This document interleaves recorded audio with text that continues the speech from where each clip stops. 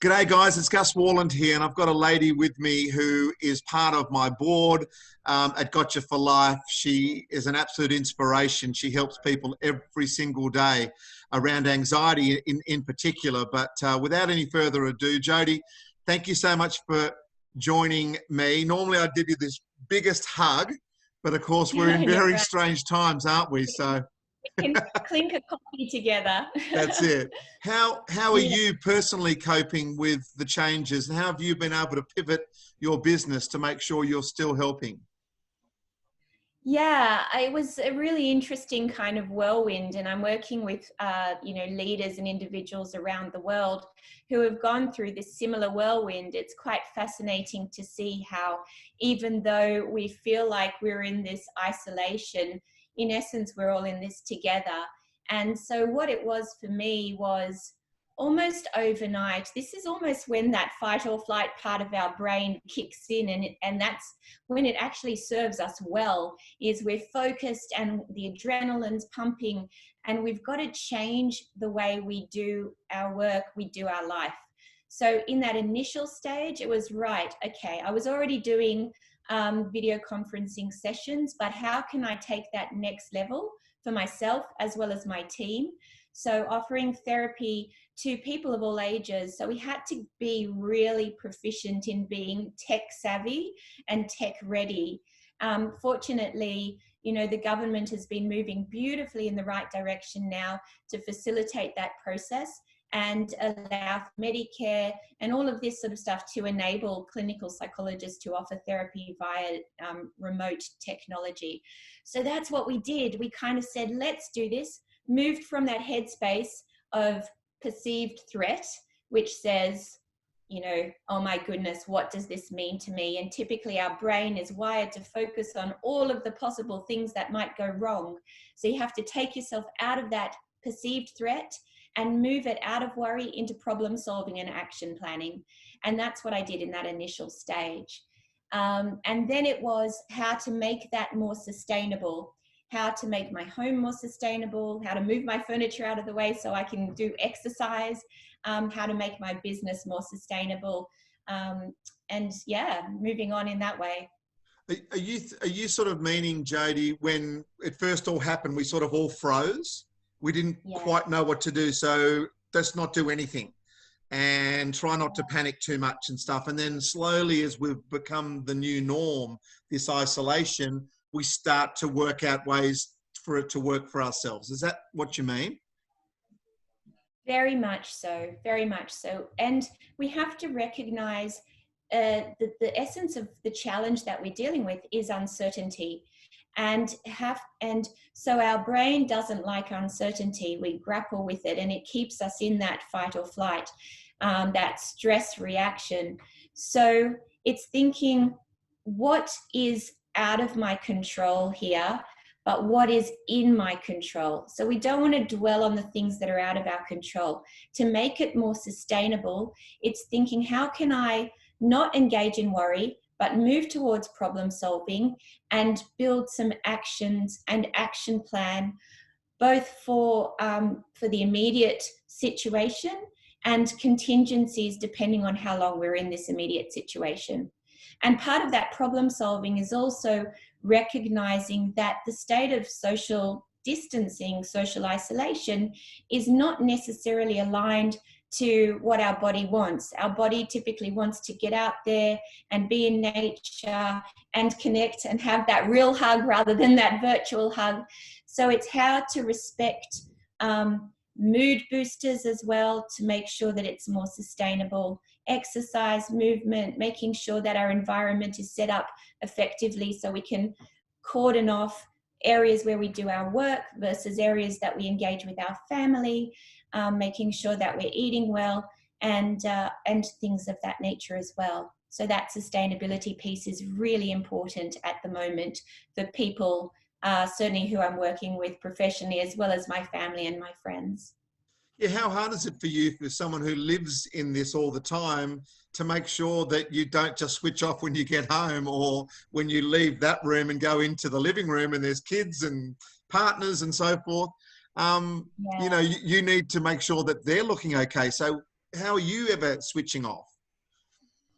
Yeah, it's a brilliant question, Gus. Answer is don't. Do what I say, not what I do, right? Yeah. You know what, I really, I work from my heart very, very much. And it's, you know, I love what I do. I absolutely love what I do. And so I consider myself really grateful. You know, I reflect on gratitude every day for the job that I do, because to serve others, to give, I get so much. And I know that sounds really corny, but I truly, deeply mean that. So for me, the work that I do actually energizes me, gives me a lot of dopamine through my bloodstream, which is almost like this self-sustaining experience that I have. But I really appreciate what you're asking, and I appreciate the care that goes behind that question. I must say, the last few weeks, let's say the last 3 weeks, you know, video conferencing technology has enabled me to expand my reach around the world. So I'm working with leaders that are kind of popping up from countries that I didn't even know existed, which is very exciting. Geography was never my subject, by the way. But the impact of that is that, you know, and also the level of stress that people are going through has really, I would say it's magnified 100x from what I would typically be doing as a professional. And so I do need to be aware of that and make sure if you lead from your heart, and if you engage with people at a very kind of real, you know, deeply authentic level, you just have to make sure that it doesn't tip over the edge from a burnout perspective. So yeah, I do need to take a step back from that and recognize and respect the sustainability for myself as well. That's for sure. No Christmas without Santa Claus, Jode, so you have to look after yourself. You're my Santa Claus, beautiful man. You know, so, you can play that role if you want to. No worries, happy to. I wanted to ask you about the various people that you do see, and you've seen, you know, friends of mine, family members of mine. You also see industry leaders, as you say, from all around the world. Is the advice you give people pretty similar, or is it different depending on, you know, where they are in the pecking order of life and their age and so forth? I mean, are there some things that people can listen to our interview now and say, oh, that's a little gem that I can take and make sure that I do that in my life? Like, how different is it with the different clients or people you look after? Yeah, it's a fantastic question. The beauty of the strategies that you know, I help people with is that it's really quite consistent across human beings, and so there is universal capacity to embrace resilience and mental health and high performance if I'm working with leaders. So some of the go-tos that can kind of get maximum benefit for people on scale is really building awareness. That's number one. So building self-awareness is critically important. And when I say building self-awareness, it's really respecting how our brain typically responds in situations. We are all, as human beings, no matter what country we're from, we have this inherent thing called a brain. And it's the same no matter where we go, right? And it's the same brain no matter what position we are in the world. Yes, the neural wiring differs across human beings based on life experience, based on genes, but the primitive instinct that we're all equipped with is survival. And the way our brain responds is we're wired to respond to threat in our environment. But our brain responds to what's called perceived threat as if it was real threat. And an example of a perceived threat is a worry thought. So now in the context that we're in with COVID-19, we might be at the mercy of some of the worry thoughts that could take hold, such as, what does this mean for my business? What does this mean for my family? What does it mean for my very life? And grappling with uncertainty there. So the worry thought, our brain responds to that perceived threat as if it is a real threat. And what happens there is the brain is equipped to be hijacked by this part of our brain, the amygdala, which takes us into fight or flight. So, and that's what anxiety is. Anxiety is our physiological reaction to threat in our environment, which is there to set us up to fight or run in that self-protective way. So this is why we're seeing fist fights in the supermarket because of that anxiety reaction. So if we can build awareness around noticing when some of this fight or flight is taking hold and tipping us into unhelpful behaviors, so attack or shut down or get really caught up in that worry spiral, and we can stop, pause, breathe, just long, slow out breath. It takes our neurochemistry out of that fight or flight and allows us to move from worry into problem solving and action planning. This more rational part of our brain opens up, and we can tip the focus out of focusing on threat and grappling with the stuff that's out of our control, moving into bringing it back to the present moment and action planning around the things that are in our control.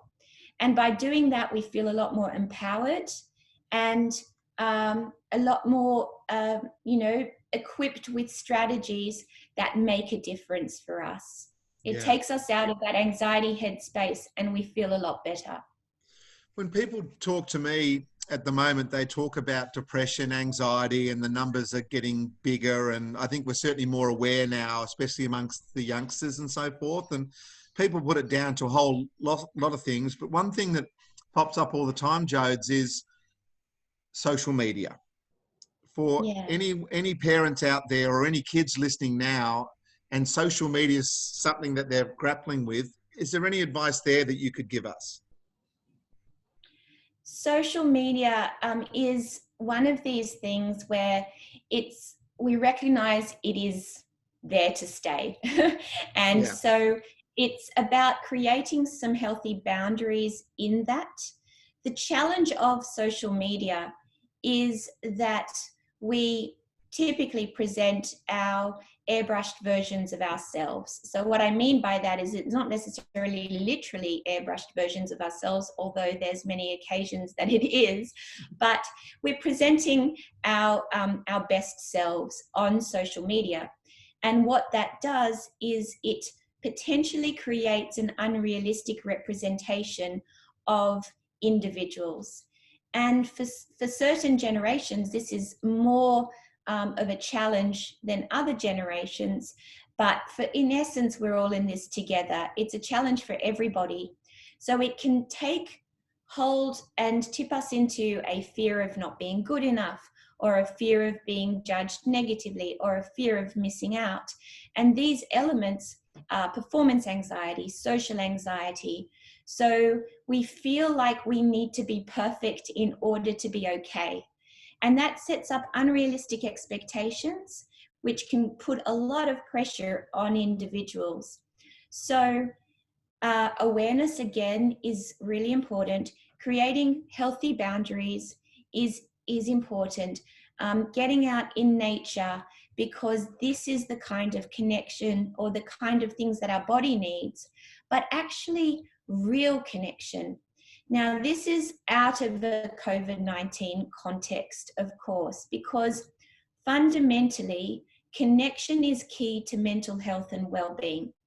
We're tribal creatures, we're tribal beings as human beings. Safety in numbers, the outliers of the tribe got eaten by the zebras, I was going to say, by the tigers.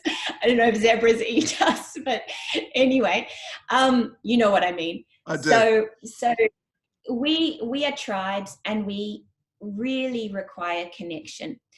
But right now, if we're going to get connection through digital, and that's the connection that is facilitating that inherent need, then this is kind of good at the moment. But conversing like what you and I are doing, direct connection, even though we're kind of in our two-dimensional forms at the moment, it's what we need as human beings. We do ultimately need physical touch. There's been certain studies done that demonstrate if people are deprived of that, or if living creatures are deprived of that, it can lead to all sorts of problems. Yeah. So yeah, it's just being wise around social media and educating. And as parents, I do a lot of work with empowering parents with the skills and strategies to help their children and teens. It is about seeking out those opportunities to connect with your kids, with your teenagers, with your loved ones, and helping to educate and empower around some of the strategies that are going to be helpful for our younger generations. Yeah, I worry sometimes that the kids are a little bit too connected in the wrong way, with social media, and not enough actual eye-to-eye contact and actual touch when we can get out of this COVID, this horrible virus is knocking us around. But I've actually found myself contacting more people, talking to more people through this, because I've had a bit more time. I'm not so rushed. I'm not jumping on aeroplanes. I'm not driving from meetings. I'm just doing Zooms. And so I'm like spreading them out, and I'm giving myself time. This could be a good reboot, couldn't it, for our planet? Oh, it's you know what? Of course, there's incredible amount of suffering and enormous distress that's going on. However, in the context, the bizarre paradox of this is its connection at the deepest level.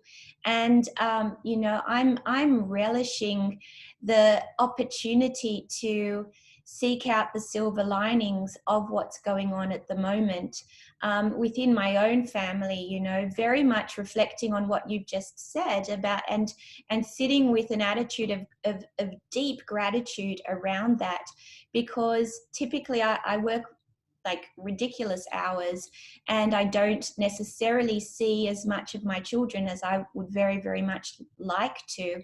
And now I'm seeing more of my kids than I've seen for a long time. We're doing, let's say, old school kind of stuff, and eating dinner together. The five of us, I have three children, and we're all together. We're shooting hoops, in the backyard, and playing table tennis. And yes, I do have an environment that allows me to do that, and there's many people who do not have that, and there's many people who are living by themselves at the moment and experiencing very challenging stuff. But yes, it is taking us back to embracing fundamentals around connection, around us being tribal beings, bringing it back to the tribe. We've got neighborhoods that are connecting with one another, certainly streets, but, respecting social distancing, but taking it back to some of the things potentially even of a bygone era that have served us well in the past. Yeah, I totally agree with you. And, just the other day, we've got next door neighbor, Mel, and, we chat all the time over the fence and so forth. So we've got a good relationship. She lost her husband a few years ago, and he was a champion bloke when we first moved in. Simple fact is, just to bob over the fence and say, hey, Mel, we're going up to the IGA. Can I get you anything? And she goes, actually, I'm running a bit short on milk. And she goes to get the money. I go, no, don't worry about it. It's a few bucks. And then it'll work itself out in the what, you know what I mean? She allows us to use her bins because, we're five in the family. She's only a single one. So it's all, everyone's sort of helping each other out and stuff. And we're doing that more. We're more connected now with our elderly in the street than perhaps we were in the past. So out of a negative, we're taking that silver lining you talk about. Totally. And I am I'm such a proud Australian. I can't tell you the acts of kindness that I see. And it was the same with the bushfires, and how it brings us back to our core humanity and human beings out of this horrendous circumstance, you see incredible acts of kindness and people extending that care and compassion to our neighbors and to our community, and to some degree our global community, to the best of our ability. Yeah. And when we talk about mood boosters, there's so much science now behind supporting, embracing things that we can feel grateful for, and acts of kindness for both ourselves. Really important when we're going through challenging life experience to move from that self-critical mindset that can kick into a mindset of self-compassion and acts of kindness for ourselves, but also acts of kindness for others. Again, it stimulates that dopamine, which is and sort of neurochemicals that boost our mood. And so these things, when we serve others, when we help others, it bounces back to ourselves in a very positive way. And I'm just seeing such lovely representations of that in many directions at the moment. Jodie, when you see someone face to face, and I've seen you do your work, you build a very safe environment for them to feel that they can be vulnerable and they're going to be looked after. How hard has it been, the pivot for you to have the stuff on technology now? Do you still feel that you can get that safety that you get when you're face to face? Yeah, I'm so stoked with it, Gus. Video conferencing has really enabled me to have continuity of care and to be able to reach out to people at a global level through VC, and it doesn't get in the way of achieving my goals with my clients. It really has facilitated the establishment, let's say, of a hybrid model of therapy and a hybrid model of high performance coaching as well, because when we're out of this COVID context, certainly we will go back to potentially a large component or a component of the work that I do being face to face. But having a hybrid model enables the capacity to deliver help on scale. I've been, whether it's one-on-one or 1 to 1,000 or 1 to 1,000,000, it is actually this facility to provide care on scale. So I've been doing webinars. I've actually got one this week to the Dutch National Bank is a client. So a webinar on how to build a high performance mindset in this context, right? There's a plug for Dutch National Bank, who are caring for their people. So you're doing that from your home, whereas in the past you would have been jumping on an international flight, going over there, sitting there, talking to them, flying back. So that's 3 or 4 days of your time, jet lagged, away from the family. This way you'll knock it off in 90 minutes or whatever, and you'll be back, playing table tennis with the kids in an hour or so. Correct. And I was actually having a chat with my daughter, my 17-year-old this morning. We were taking the dogs for a walk, and my dogs have never been walked so much in all their life. I tell you, they are the big winners in this situation. My dog is running away from us because they don't want us to walk them any, because everyone's going, I'm going to take the dog now. And the dog's like, oh, no, not again. Totally. They're like, what the hell? You're walking me again? What on earth? So, yeah. So anyway, we were talking about the environment, and we were talking about the fact that, airplanes aren't flying at the moment, and the global impact that must be having on the environment. And, prior to COVID, I was actually doing a lot of work with the media around eco-anxiety and, all of the stuff that's the anxiety that was escalating around what our planet is going through, and what all the global warming stuff. Correct.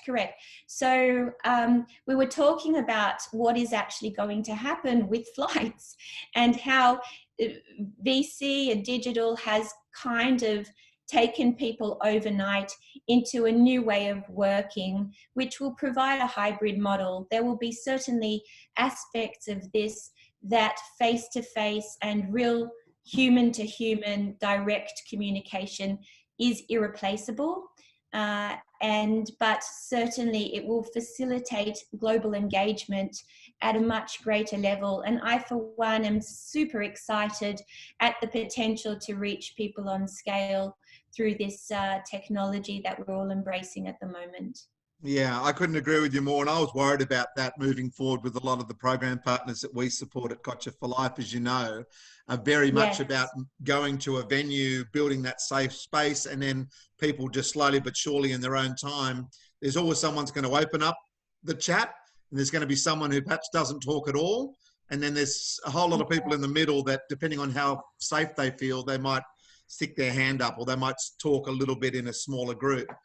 We've found that a lot of blokes won't turn up at a surf club or a sports club or whatever, but they are turning up online. And I think now we'll probably find ourselves around 50-50, whereas that's probably not something we looked at beforehand, before the virus. Yeah, absolutely. And as you know, I do a lot of work in men's mental health as well as women's, obviously, as well as the world, let's say. Yeah. But with these webinars, we are using the facilities up doing polls, so getting a temperature gauge. They can be anonymous polls, and then utilizing breakout rooms and using the chat, where I can see the chat, or we can have everybody seeing the chat. So, or they can kind of put their hand up and actually talk directly. So you can actually engage and embrace this technology to leverage communication in as safe or anonymous or as public a forum as you wish. Or it can be all moderated, so there's no direct communication with the facilitator at all. So it's a really powerful medium to be able to provide the care to people on scale. I think that what we want to do as well, Gus, particularly with Gotcha4Life, is the core to success here is exactly what you are achieving through Gotcha4Life. And what that is distress tolerance, which says it is okay to feel, and it is okay to be vulnerable, and it is okay to be imperfect, and making sure that we don't want. So on the one hand, it's fabulous what sort of VC technology provides, but in essence, bringing it back to the core to what you're achieving, which is getting, individuals together in that room to be vulnerable together, is the heart and soul of success right there. Yeah. So we don't want to shy away from that, but we want to embrace a hybrid model that allows incredible, groups such as Gotcha4Life to be able to extend their reach as far as it can possibly go.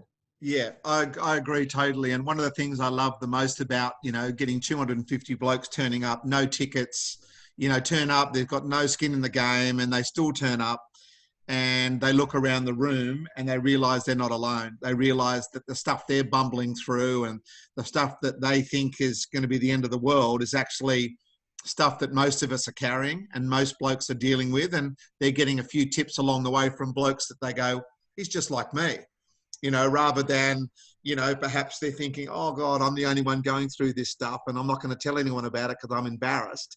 Actually realizing, wow, we're a part of this very dysfunctional world and we're all just bumbling our way and doing our best. And that's okay. Let's throw away perfect, and realize just getting through stuff is enough. Oh, look, it gives me goosebumps hearing you say that. It really does, because it is so brilliant. It's so magnificent. And, I work, as you know, I work predominantly with sort of the top tier of organizations, and the nature of that the predominance still of individuals at that top tier sort of C-suite kind of level, they are predominantly men still. You know, we're moving into a more balanced situation within organizations, but the byproduct of that is that the majority of individuals who I tend to work with as a high performance coach are men. And so I really, I just love the opportunity to be authentic and to help men and women, but particularly men, because it's so hard to move away from the messages that society gives that says, you know, man up, you know, weak to feel, and all of this. We all get these messages. Men and women are both susceptible to that, and it takes us away from the very nature of who we are as human beings. But to be able to lean into authenticity and to recognize how empowering that is, and how it allows you to get out of that fight or flight headspace. Because when we try and numb big emotions, the body wasn't designed to do that. And so what happens when we try to numb those big emotions is we get a Mount Vesuvius of emotions. You know, we get these all or nothing emotions, which can tip us into more aggression, more anger, more distress, more despair. And either we have this experience of escalated emotions, or we go to unhelpful tools and strategies to numb those big emotions. So that's when we turn to drugs and alcohol, or that's when, let's say, our teenagers predominantly turn to self-harm, which is an attempt to actually squash big emotions. It's a tool to numb big emotions. So this is distress intolerance. And as you well know, Gus, the most extreme representation of distress intolerance and our attempt to, with unhelpful means, to numb big emotions is suicide. And in Australia, and I have no doubt in many countries around the world, there is a really horrific statistic around suicide and the prevalence of this. So if we can really continue to do the incredible work that you're doing, the team is doing at Gotcha4Life, and you know, many organizations now around the world, embracing the message that it's okay to feel and responding to that with helpful actions rather than unhelpful actions, that is empowerment right there. So certainly personally, I'm on a mission to be able to communicate these messages with people on scale, to be able to just help as many people as possible. And the other key message, Gus, is that to recognize things like anxiety and low mood or depression are really helpable. You know, when I work predominantly in the space of helping people with anxiety when I'm wearing a clinical hat. And anxiety, I don't even use the word treatable, because I don't conceptualize it in a medical model, because really we all experience anxiety. It's just where in that continuum do we sit? And if we embrace scientifically supported strategies, we can turn problems around within a very short amount of time. You know, 6 to 8 weeks, we can transform lives to feel empowered with a toolkit to really help themselves, for individuals to be able to help themselves. So no need to suffer in silence when there's so many strategies to help.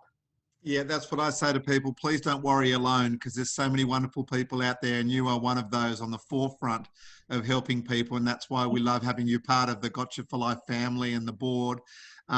Thank you so much for your time today. I really, really appreciate it. And big virtual hug to you, Jodes. And you take care of yourself and take care of your crew, and go and play some table tennis.